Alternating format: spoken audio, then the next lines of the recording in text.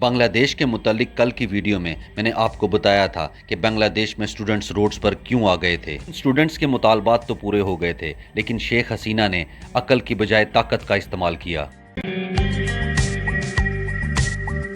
اس کی وجہ سے تقریباً 1000 سٹوڈنٹس کی جان چلی گئی تھی، اور اس وجہ سے اب یہ سٹوڈنٹس خاموش بیٹھنے والے نہیں تھے۔ اب ان کا اگلا مطالبہ شیخ حسینہ کا استعفیٰ تھا، جو پچھلے 15 سال سے بنگلہ دیش کی پرائم منسٹر بلکہ ڈکٹیٹر تھی۔ کا یہ احتجاج اتنا زیادہ بڑھ گیا تھا کہ 3 دن پہلے بنگلہ دیش میں تقریباً 90 لوگ مارے گئے تھے، اور اس میں 13 پولیس آفیسرز بھی تھے۔ شیخ حسینہ نے ایک ڈکٹیٹر کی طرح ان سٹوڈنٹس پر تشدد کیا اور ان پر فائرنگ کی، اور ہیلی کاپٹر سے بھی ان پر فائرنگ کروائی۔ انٹرنیٹ پر پابندی لگوائی، اور بنگلہ دیش میں سکولز اور یونیورسٹیز وغیرہ بھی بند کر دیے۔ بنگلہ دیش میں میڈیا کے لیے بھی اتنی زیادہ آزادی نہیں ہے، اور اسی وجہ سے سٹوڈنٹس اب تنگ آ چکے تھے۔ ان کو اب اس بات سے فرق نہیں پڑتا تھا کہ کوٹا ہے کہ نہیں، بس یہ شیخ حسینہ کو اب اقتدار سے ہٹانا چاہتے تھے۔ ان سٹوڈنٹس نے اب شیخ حسینہ کے استعفے کا مطالبہ کر دیا تھا۔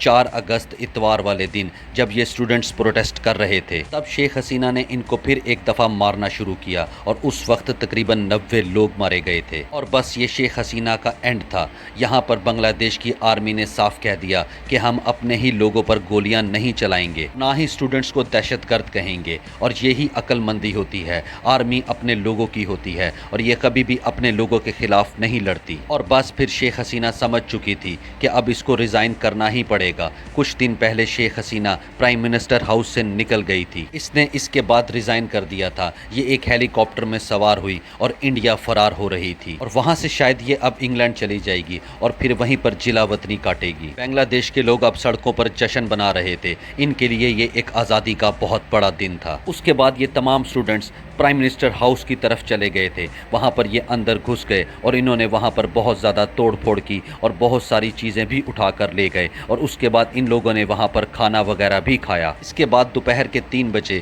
بنگلہ دیش کے آرمی چیف نے آ کر اعلان کیا کہ بنگلہ دیش میں بہت جلد دوبارہ الیکشنز ہوں گے۔ اگر عوام حق پر ہو تو ان سے لڑنا آسان نہیں ہوتا، اور ایسا ہی ہم نے بنگلہ دیش میں دیکھا ہے۔ آج کل بنگلہ دیش میں حالات نارمل ہو چکے ہیں، اور اب یہ لوگ نئے الیکشنز کا انتظار کر رہے ہیں۔